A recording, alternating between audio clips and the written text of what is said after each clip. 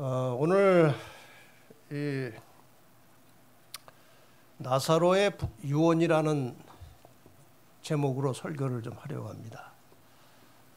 제목이 좀 이상하지만 나사로를 여러분이 아시죠? 예루살렘 이 동쪽으로 한 2-3km 정도 가면 베단이라고 하는 아주 한적한 마을이 있습니다. 예수님 당시에 그 마을이 있었는데 거기에 한 가정에 세 남매가 부모 없이 세 남매가 오손도손 살고 있었죠. 큰 오라버니 이름이 나사로고 두 여동생은 마르다와 마리아라고 하는 이 세 식구가 그 집에 살았습니다. 근데 어떻게 인연이 됐는지는 잘 모릅니다. 그러나 분명한 사실은 예수님께서 이 집에 자주 가셨다는 겁니다. 예수님은 사실 참 피곤한 여정을 사셨습니다.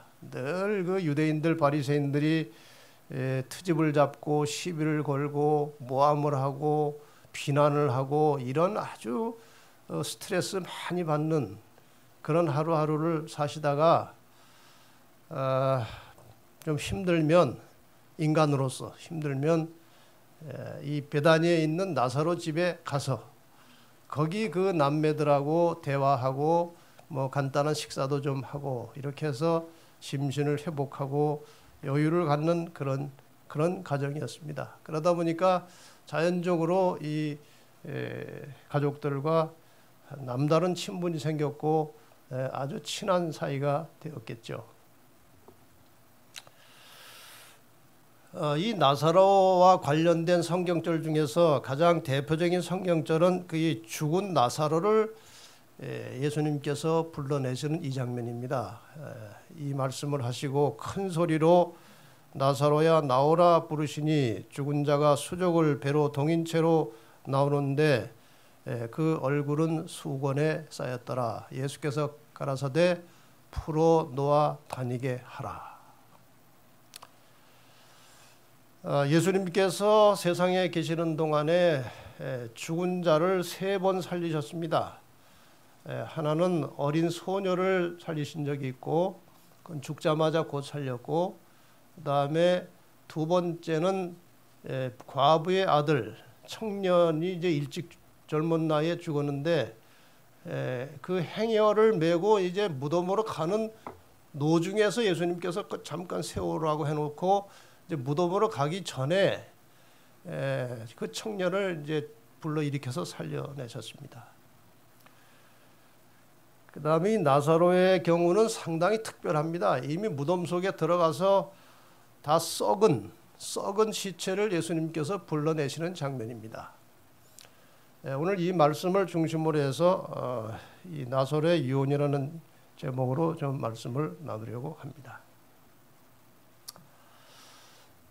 이렇게 오손도손 행복하게 살아가는 이 가정에 이제 우환이 생겼습니다. 이 오라버니가 이 가정의 가장이 되는 오라버니가 중병에 걸리는 것입니다. 네, 그것이 심상치가 않아요. 점점 악화되더니 이제 거의 죽어갈 단계까지 갔습니다. 그래서 그 누이 동생들이 예수님께 사람을 보냈습니다. 그때 예수님은 이곳으로부터 상당히 멀리 떨어진 곳에서 다른 사역을 하고 계셨는데 사람을 급히 보내서 이렇게 말했습니다. 요한복음 11장 3절에 그 누이들이 예수께 사람을 보내어 가로되 주여 보시옵소서 사랑하시는 자가 병들었나이다. 이 말씀을 보면은 예수님하고 나사로가 굉장히 친했던 것 같아요. 그냥 우리 오빠가 하지 않고 사랑하시는 자가, 주님이 사랑하시는 그 친구 나사로가 병들었습니다. 지금 다 죽어가고 있는데 예수님께서 하시는 대답은 이겁니다. 11장 4절에 이 병은 죽을 병이 아니라 하나님의 영광을 위하며 하나님의 아들로 이를 인하여 영광을 얻게 하려 함이라 하시더라. 그리고 바로 가셔서 고쳐주셔야 되는데 다른 일을 자꾸 하시는 거예요. 그래서 하루 이틀이 지나는 동안에 드디어 나사로는 죽었습니다. 목숨이 끊어졌습니다. 정말 그 자매들은 안타까웠지만 뭐 예수님이 안 오시는 걸 어떡합니까? 죽었어요. 이제 죽었을 때 이 자매들은 포기했습니다. 죽은 자를 살리는 것은 쉬운 일이 아니기 때문에 이제는 예수님이 오셔도 별로 이제 특별한 일이 없을 것이라고 그렇게 생각하고 포기를 했습니다. 근데 한참을 지나더니 예수님께서 제자들에게 이렇게 말씀하시는 거예요. 이 말씀을 하신 후에 또 가라사대 우리 친구 나사로가 잠들었도다. 그러나 내가 깨우러 가노라 하면서 이제 그리로 가자고 말씀하시는 거예요. 그랬더니 제자들이 주여 잠들었으면 낫겠나이다 하더라. 예수는 그의 죽음을 가리켜 말씀하신 것이나 저희는 잠들어 쉬는 것을 가리켜 말씀하신 줄 생각하는지라. 이에 예수께서 밝히 이르시되 나사로가 죽었느니라. 나사로가 죽었다.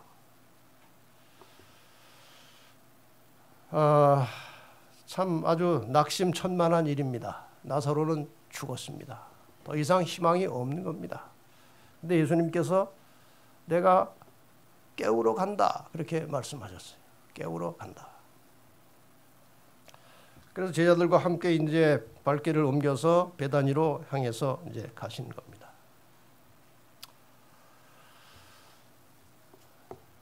이제 예수님께서 베다니에 도착하셨습니다. 그때 이 언니 되는 마르다가 뛰어나와서 요한복음 11장 21절에 보면 예수께 여짜오되 주께서 여기 계셨더라면 내 오라버니가 죽지 아니하였겠나이다. 그러나 나는 이제라도 주께서 무엇이든지 하나님께 구하시는 것을 하나님이 주실 줄을 아나이다. 믿음 좋죠? 그런데 예수께서 가라사대 내 오라비가 다시 살리라 그랬어요. 그랬더니 그렇게 믿음 좋던 건 어디로 가고 마르다가 가로되 마지막 날 부활에는 다시 살 줄을 내가 아나이다. 인간의 믿음이 이렇게 변덕이 많은 거예요. 어떨 땐 뭐 하나님 아니면 아무것도 못할 것처럼 그냥 믿습니다 하다가 어떨 때는 또 자기 마음대로 하고. 이때 예수님께서 하신 말씀이 이 유명한 말씀이에요. 예수께서 가라사대 나는 부활이요 생명이니 나를 믿는 자는 죽어도 살겠고 무릇 살아서 나를 믿는 자는, 이 말씀은 부활이 이 예수님 재림시에 아주 거대한 사건으로 이 땅에서 일어날 것인데 그 예수님께서 재림하실 때에 살아있던 사람들은, 물론 살아서 나를 믿는 자는 죽음을 맛보지 않고, 그러니까 영원히 죽지 아니하리니 이것을 내가 믿느냐. 나를 믿는 자는 죽어도 산다고 그랬어요. 이거 너 믿느냐? 그랬더니 정신이 바짝 나가지고 예, 믿습니다. 이렇게 대답을 했습니다.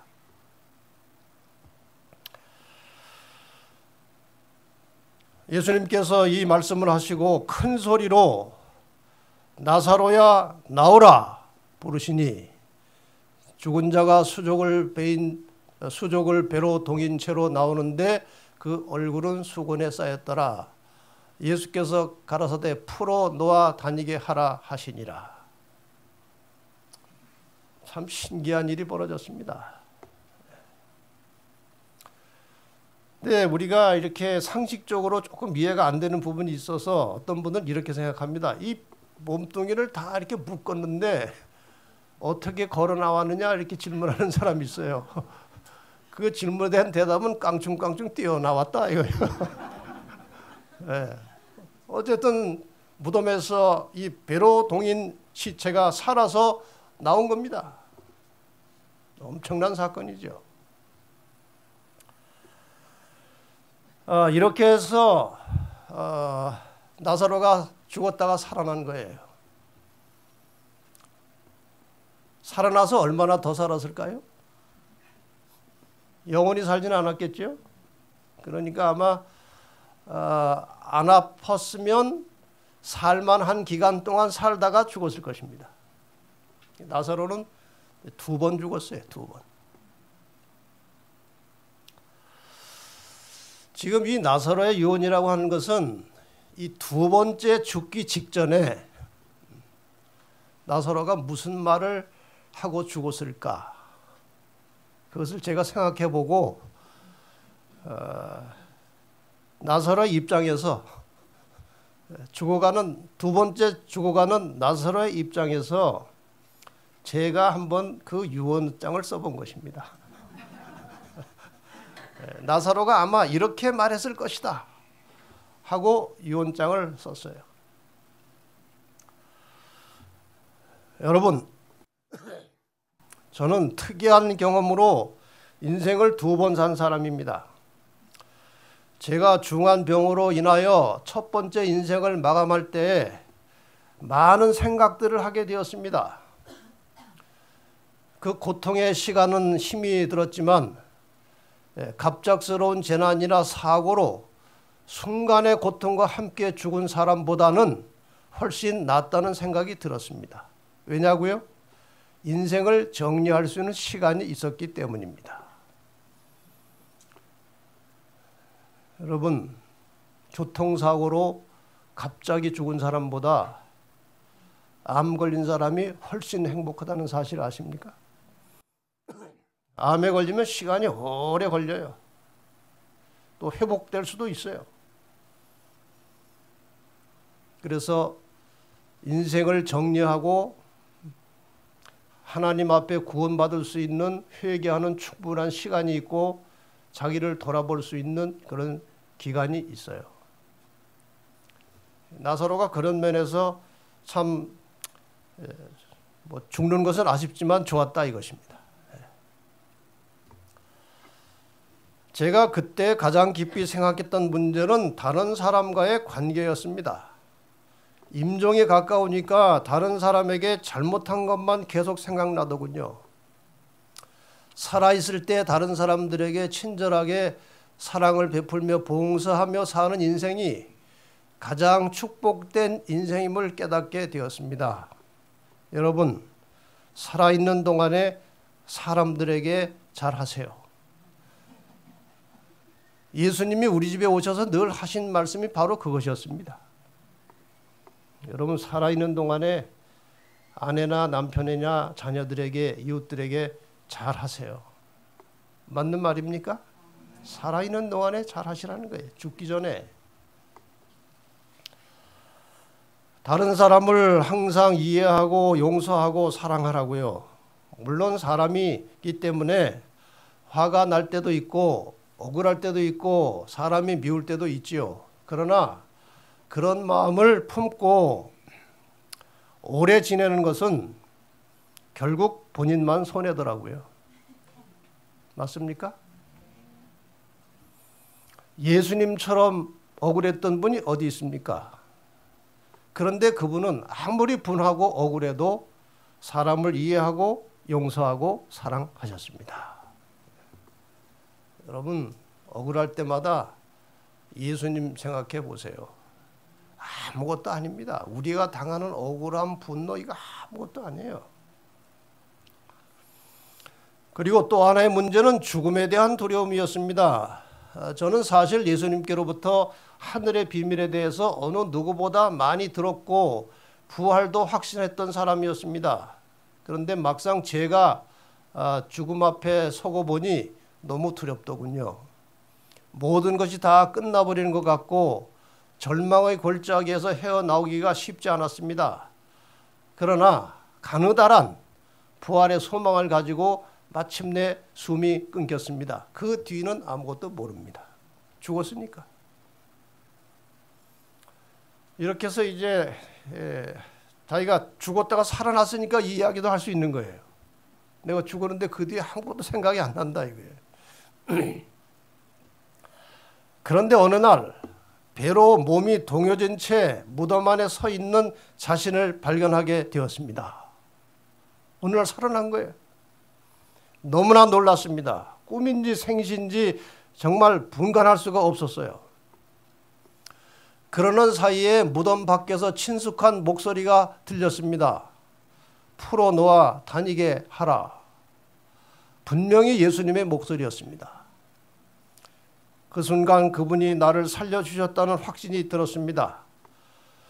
제가 살아있는 동안 예수님께서 어느 죽은 소녀를 살려주셨던 일과 죽어서 관 속에 들어간 청년을 일으켜 살려내신 생각이 떠오르면서 나도 살아났다는 생각이 든 것입니다. 정말 놀라운 일이었습니다. 죽었다가 살아난 거예요. 놀라운 일이에요.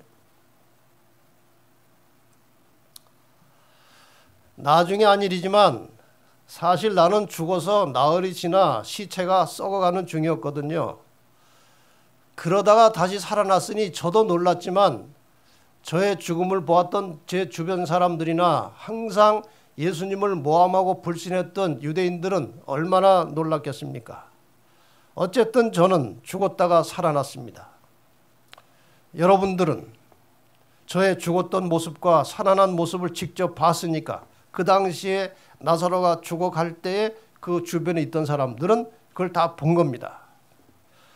죽은 자가 살 수도 있다는 것을 믿으시겠지만 제 후대에 살 사람들은 제 이야기를 듣고 잘 믿지 않으려고 할 것입니다. 그러니 여러분들이 죽은 자도 살아날 수 있다는 증언을 남겨주시기 바랍니다.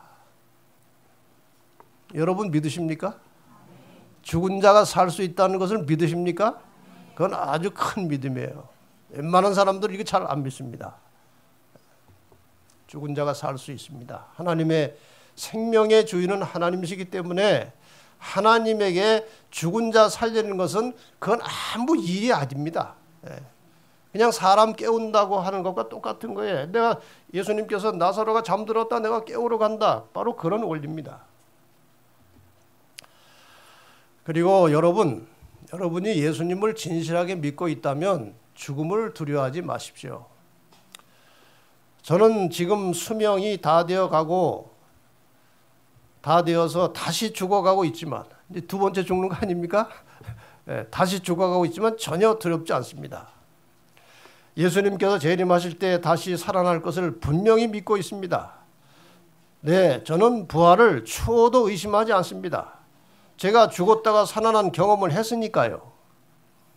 그리고 제가 죽은 후에 절대로 울지 마세요. 저를 위해서 울지 말고 여러분 자신의 인생을 깊이 생각하면서 살아있는 이웃들을 사랑하세요. 이것이 예수님께서 우리들에게 끊임없이 가르쳐 주신 교훈입니다. 심지어 그분은 자신이 십자가에 달려 돌아가시는 순간에도 그분의 말씀을 거역하고 포악하게 살다가 죽어가는 강도를 사랑으로 구원해 주셨습니다. 특히 나사로의 유언 실감이 납니까? 네. 그 다음에 보세요. 이게 중요해요. 꼭 드리고 싶었던 말씀인데 잊을 뻔했네요. 제가 병들어 죽어갈 무렵 제 동생들이 제가 병들었으니 좀 살려달라고 예수님께 사람을 보냈죠.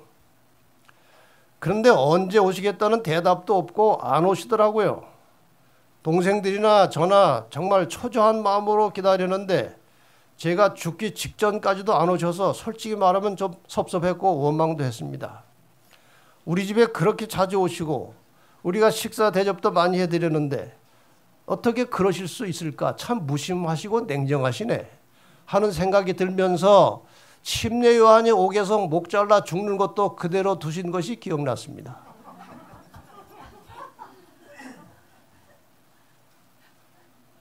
생생합니까? 그런 기억까지 나면서 원망스러운 거예요. 왜 안 오셨는지. 그리고 저는 곧 죽었습니다. 안 오셨으니까. 그런데 나중에 한 일이지만 제가 죽었다는 것을 아시고도 조문을 안 오셨더라고요. 정말 너무하신 것 같았습니다. 동생들이 얼마나 실망했겠습니까? 우리 사는 곳이 더운 지역이기 때문에 제 몸은 3, 4일이 지나면서 다 부패하게 되었고 아주 역겨운 냄새가 나고 있었을 것입니다. 예수님은 그때서야 오셨습니다. 그리고 이미 말씀드렸던 그런 방법으로 저를 살려주셨습니다. 나중에 예수님이 왜 그렇게 지체하시고 제가 죽어서 썩을 때까지 안 오셨는지 그 이유를 안 다음에는 죽기 직전에 예수님을 원망했던 것이 너무 미안했습니다. 죄를 지은 것 같았습니다.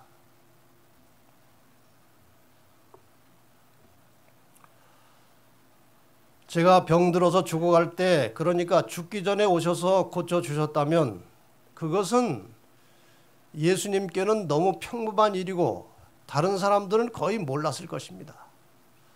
그 당시 예수님은 죽은 사람이 다시 살 수 있다는 것을 좀 더 많은 사람들에게 가르쳐 주기를 원하셨던 것입니다. 제가 그래도 건전하고 착하게 살았기 때문에, 그리고 부모 없이 저희 3남매가 성실하게 살았기 때문에 동네 사람들이 저희들을 좋게 보았는지 제 장례식에 사람들이 많이 왔었던 것 같습니다.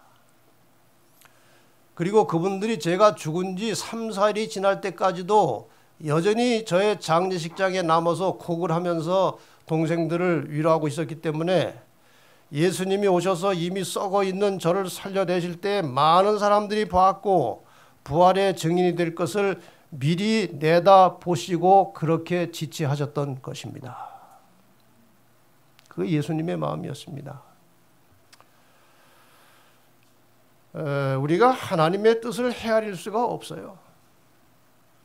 우리는 아주 애타는 심정으로 하나님께 우리의 필요를 간절히 하나님께 아뢰고 기도하지만 우리의 모든 전후 좌우를 미래를 다 보시는 하나님께서 보시는 그것은 우리의 생각과 다를 수가 있어요. 그러니까 여러분 기도 당장 응답이 안 와도 너무 원망하지 마시고 좀 잘 기다려 보세요.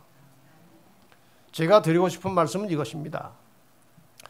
우리가 하나님께 우리의 형편을 알리고 뭔가 다급한 심정으로 간절히 기도하지만 그 기도가 우리가 원하는 시간에 제대로 응답되지 않을 때가 많이 있습니다.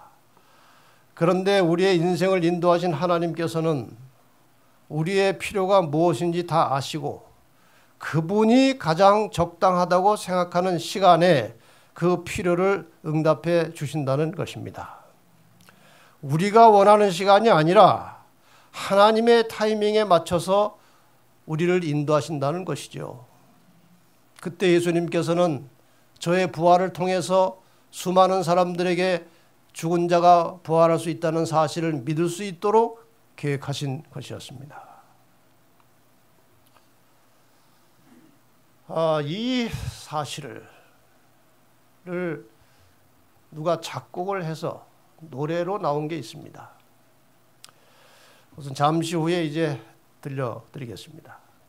그리고 제가 썩은 후 그 시간에 맞춰 오신 것은 제가 죽자마자 살려내시면 그 의심 많고 예수님을 불신하는 유대인들이 나사로가 부활한 것이 아니고 아직 덜 죽은 상태에 있다가 깨어난 것이라고 우길 수도 있기 때문에 그렇게 늦게 오신 것이랍니다. 이해가 되십니까? 그러니까 여러분 하나님의 말씀에 믿음을 가지고 순전하게 사시면서 하나님의 뜻에 합당하게 드리는 기도는 반드시 응답될 것을 믿고 너무 성급하고 초조하게 응답을 기다리지 말고 하나님의 섭리와 뜻에 모든 것을 맡기고 평안하게 사시기를 바랍니다. 물론 기도의 응답이 안 될 수도 있습니다. 그러나 응답을 안 하는 것이 응답일 수도 있습니다. 구약성경 예레미야 애가 3장 26절 말씀을 늘 생각하고 사시면 도움이 될 것 같습니다. 사람이 여호와의 구원을 바라고 잠잠히 기다림이 좋도다. 잠잠히 기다리는 신앙, 이것이 필요한 겁니다. 자, 이 나사로의 이런 마음을 전달해주는 감동적인 찬양을 좀 들어보겠습니다. 이 찬양을 잘 들어보시면 이게 우리의 현실에 매우 적절한 감동을 주는 그런 노래입니다. 나흘이 지체된 나사로의 부활의 의미가 무엇이냐 하는 거예요.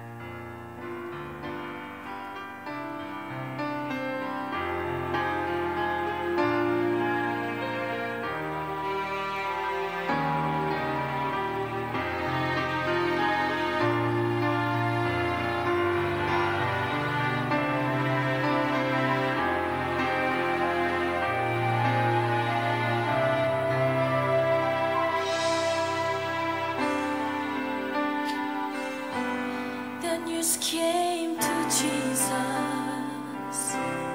please confess. Lazarus is sick, and without your help, he would not last. Mary and Martha watched their brother die. They waited for Jesus. He did not come, and they wondered why. The death watch was over, buried 4 days. Somebody said he'll soon be here, the Lord's on his way. Mother ran to him,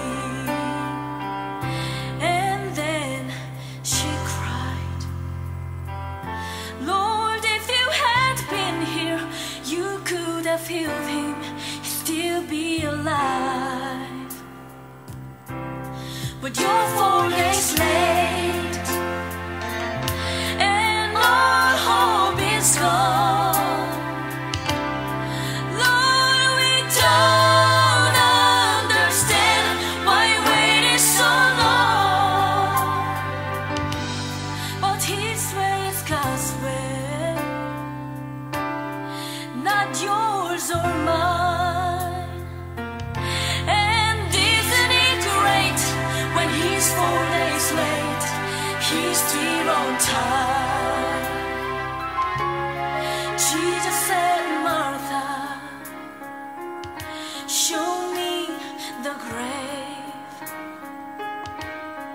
But she said, Lord, you don't understand, he's been there 4 days. The gravestone was rolled back. Then Jesus cried, Lazarus, come forth. Then somebody said, he's alive, he's alive, he's alive, he's alive, he's alive. You may be fighting a battle of fear. You cry to the Lord, I need you now, but he's not appeared. Friend, don't be discouraged, 'cause he's still the same. He'll soon be here, he'll roam at the storm, and he corrects your name. When it's 4 days late, and our hope is gone,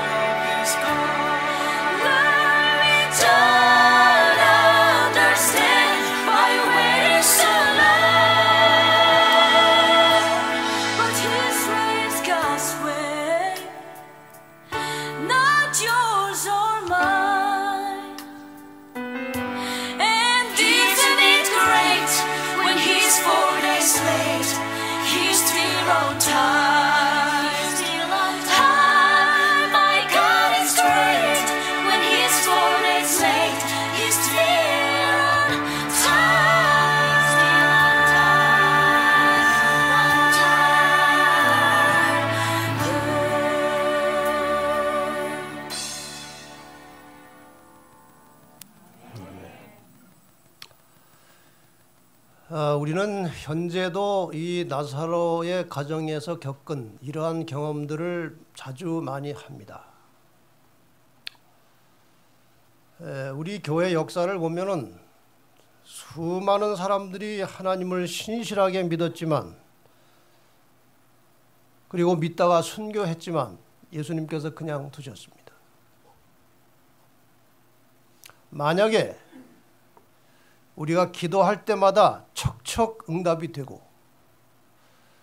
예수 믿는 사람들, 진실한 신앙을 가진 사람들은 절대로 어떤 핍박이 와도 다 물리칠 수 있고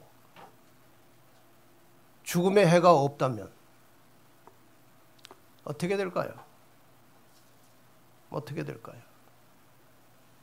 아마도 많은 사람들이 예수를 사랑해서 진정한 믿음을 가지고 하나님을 신뢰하지 않고 기도하는 대로 척척 되는 것이 재밌어서, 좋아서, 누가 칼을 갖다 대도 칼이 척척 부러져 나가고, 그 단두대에서 이렇게 그리스도인이 딱 누우는데 이 단두가 내려오다가 탁 서서 살아나고, 세상에 이러면요, 많은 사람들이 하나님의 마술 때문에 예수를 믿게 되면은 그건 진정한 신앙이 아닙니다.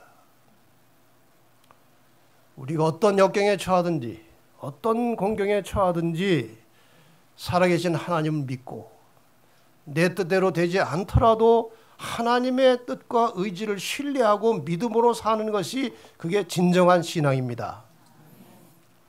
그래서 대표적인 케이스로 그냥 죽도록 내버려 둔 것이 침례 요한의 죽음이에요. 예수님이 그 당시 직접 살아계셨어요. 무슨 종교 안목시대 때 순교하는 게 아니고, 더군다나 침례 요한은 예수님의 길을 예비한 사람이에요. 아주 훌륭한 공을 세운 사람이에요. 그런데 그가 옥에서 목 잘려 죽어가는데 예수님이 방문도 한번 안 가시고 그대로 두셨습니다. 이것은 후일에 많은 사람들이 예수님의 이름 때문에 순교당할 때 침례 요한을 생각하고 끝까지 견디고 위로받고 참도록 하기 위해서 방치하셨다고 되어 있습니다. 그 모든 고난에는 의미가 있는 거예요. 의미. 어차피 우리의 인생길은 고난의 길입니다. 고난의 길이에요. 어떤 은퇴하신 목사님이 은퇴하신 다음에 그 손자를 이렇게 돌봤어요. 그 부부가 다 나가서 이제 의사가 되어가지고 일을 하니까 손자를 돌봤어요. 어디 갓난 아이일 때부터 돌봐줬어요. 그 목사님이.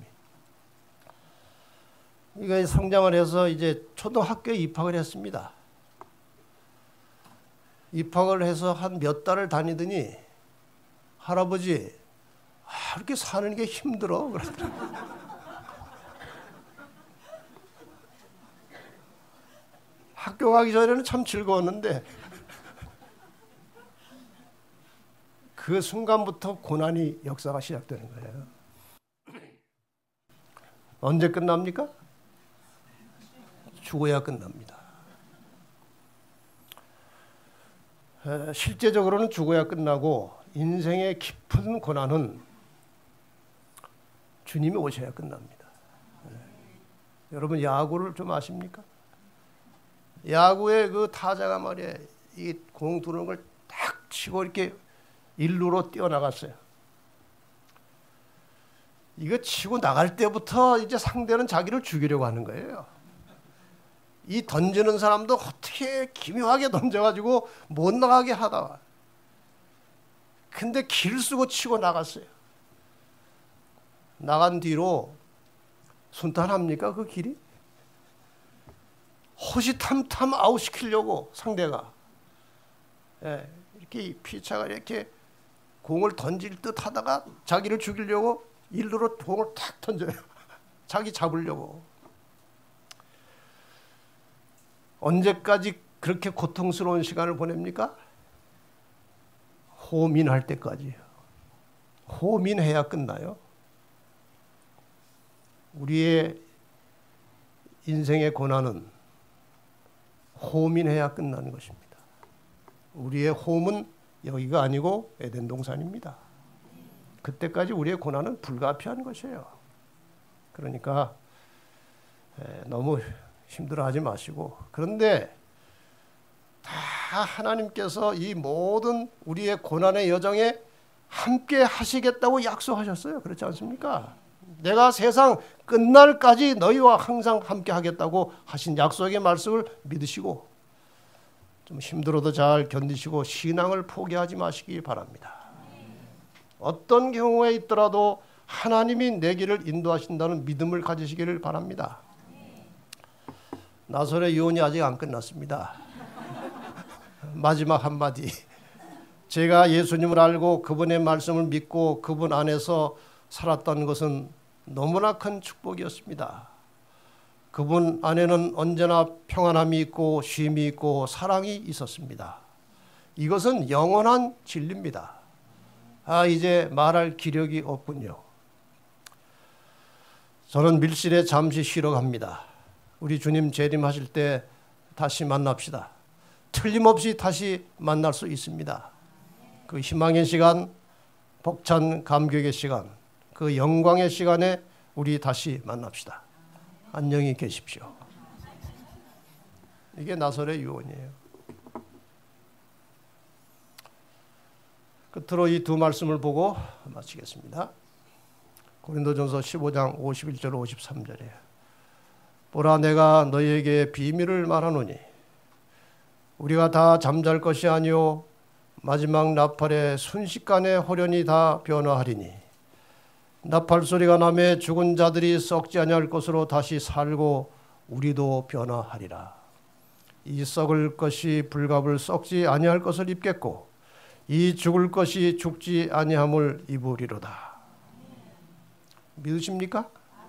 믿음대로 될 것입니다. 이 말씀에 연결해서 마지막 부분에 다시 권면하십니다. 사도 바울.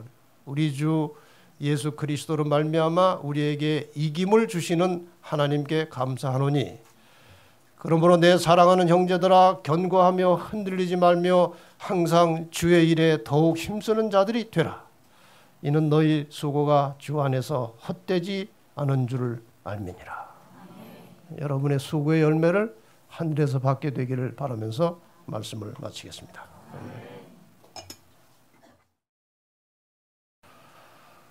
하늘에 계신 아버지, 우리의 출생부터 숨이 닿는 날까지 항상 우리 곁에서 우리를 지키시고 눈동자처럼 보살펴 주시는 아버지의 은혜와 섭리를 감사합니다. 우리가 어떤 형편에 처하든지 어떤 고난을 당하든지 어떤 시련과 시험을 당하든지 주님이 우리 곁에서 우리를 돕고 계신다는 것을 잊지 말게 하여 주시옵소서. 혹시 우리의 기도의 응답이 더딜지라도 잠잠히 기다릴 줄 아는 믿음을 주시옵소서. 우리가 하나님께 순전한 마음으로 헌신할 때 우리의 모든 길이, 우리의 역사가 하나님의 섭리가 된다는 사실을 기억하게 하시고 항상 주님께 감사와 찬양을 돌리며 살아가는 신실한 믿음의 성도들이 되게 하여 주시옵소서. 오늘 이 시간 이 믿음과 말씀을 가슴에 품고 성전을 떠나가는 사랑하는 진리교회 모든 진리의 뿔교회 성도 모든 분들에게 예수 그리스도의 다함이 없는 깊은 사랑과 우리 아버지 하나님의 은혜와 성령의 감동하심이 영원토록 함께하여 주시기를 예수님의 이름으로 기원하옵나이다. 아멘.